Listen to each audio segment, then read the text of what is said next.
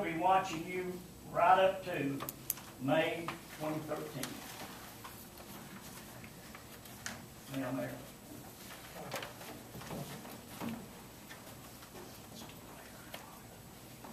Thank you. Thank you, Mayor. Thank you for your comments. Are there any further comments to council?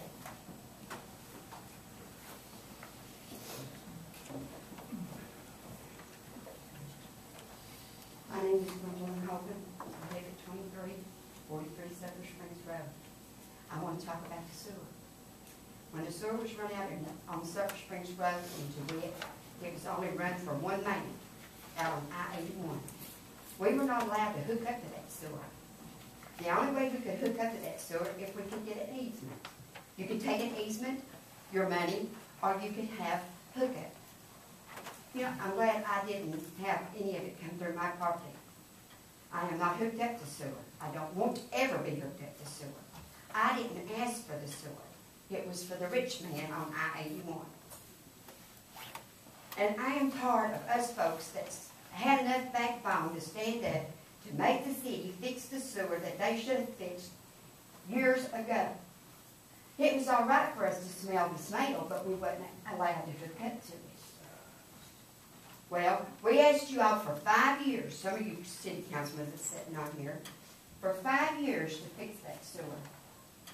You took and spent money that you were supposed to have spent on it in the first place and spent it somewhere else. So, you know, I believe in the Bible and what it says. I am not a troublemaker. I look for justice. I live the best that I know how. But I say, God says, vengeance is mine, thus saith the Lord. I will repay. And you know what? As a kid growing up here in Morristown and Hamlin County, all I have ever known is landfill and junkyards. You know, I appreciate everything y'all give us out there in Road Junction. Nobody else wouldn't have it. Well, we had to take it because we didn't have any other alternative. But I'm going to stand here and tell you tonight that I'm going to fight till I die because of what y'all have done to my community in all the years that I've grown up. And I have seen it. My mom and dad worked up north to have a home, but they out down here because they couldn't make enough money to get a home here. They had to go up north. And then y'all turn around and do what you did to them. Shame on you. God does not like it, and neither do I. Like I said, vengeance is mine, thus saith the Lord. I shall repay. So you know what goes around comes around. You cannot just keep dumping on the same old community all the time. We do not appreciate it. And we're not at fault because y'all got sued and you're in litigation. You all are. Because you never fixed the problem. Thank you very much.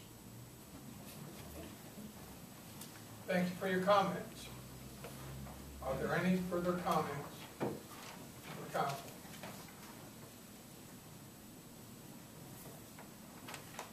Hearing none, we will close the communications petition section of the meeting, item number 11, and we will go to comments from the mayor, council members, and I just have a short.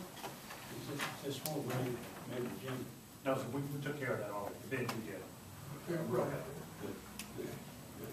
Excuse me. At our last city council meeting, Carol Lakowski, 1600 Lacefield Drive, asked how she could find out what's on the city council upcoming agenda. And I thought this would be a great time to tell you two things. One, we are updating our webpage. I had a chance to look at what's coming, and I think you're going to really like it. It's going to be much more maneuverable, much more user-friendly. But in the meantime, I wanted to explain how you can do it. And I think it's important that citizens be able to know what's coming up for a council meeting. It's normally posted on Friday evening, which gives you Friday evening, Saturday, Sunday, and Monday to look up the agenda. What you would do is go to, you can just Google and go into the city of Morristown, Tennessee, and it'll bring up www.mymorristown.com. What you would do is whenever you get on our page, you'll see in the upper right-hand corner a little yellow wording that says calendar. Click on it. You know what? I wish the Tribune would put, if at all possible, the agenda and how to get to it in paper sometime. It sure would help if you could do that. But that, first go to that, you hit calendar, then you click on city council meeting dates. And then when you come to those dates, they'll be on the first or Tuesday.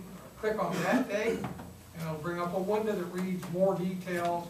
And then when you click on that, it brings up the PDF file. When you click on the PDF file, it brings up the city council agenda. For a novice, that's pretty hard. I hope we can improve that a little bit. As a matter of fact, to tell you the truth, I had to call down here to see where to get it. So I hope we can improve on that a little bit so that people can get to that agenda. But I do want to tell you to visit our webpage. I think it's good now, but it's going to be great later on. That's the comments I have, Council. Are there any comments for council members? Mayor, I just came back from a TML meeting. We met this weekend, and the Mr. Dykes, that has been working with the comptroller for a number of years, is retiring. And he was recognized by Comptroller Wilson. And then we had the Commissioner Martineau, who works with our parks and our grants, was very complimentary of the cities and talked about grants that are coming up and available and the importance of the trails and parks that we have for our community's use. Then also there was a discussion about different options by Treasurer Willard, who talked about different options for retirement that are open to cities with TCRS, and that'll be coming there too. There was also talk about the different legislation that's coming down the pike on planning and zoning, and there are several bills that are being presented that would take away a lot of the restrictions that we now enjoy. In fact, in some places would like to even abolish planning commissions, which is something that TML definitely opposes, because it would mean that you would not be protected from your neighbor, having cattle or whatever. And those seem very, very far-fetched, but some of those, if they get enough momentum, could be.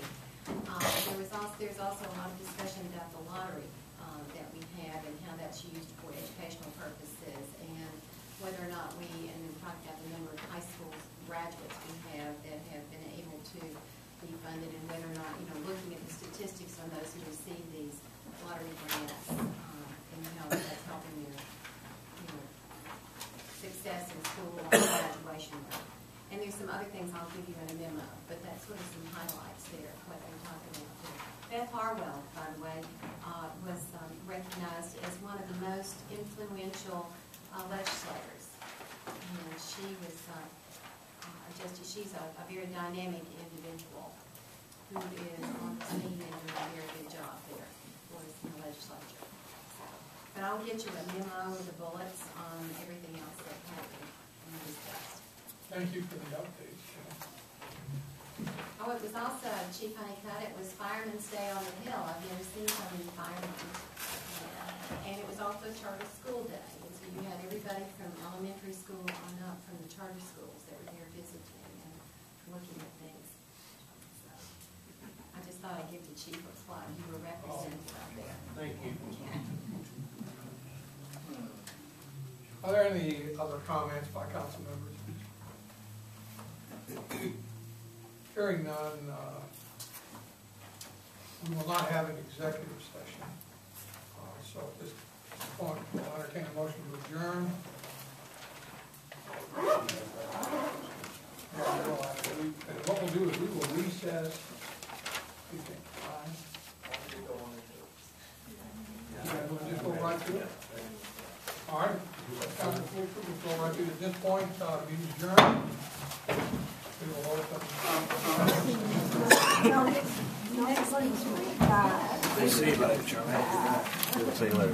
Like I said, I have a county party, but those cameras.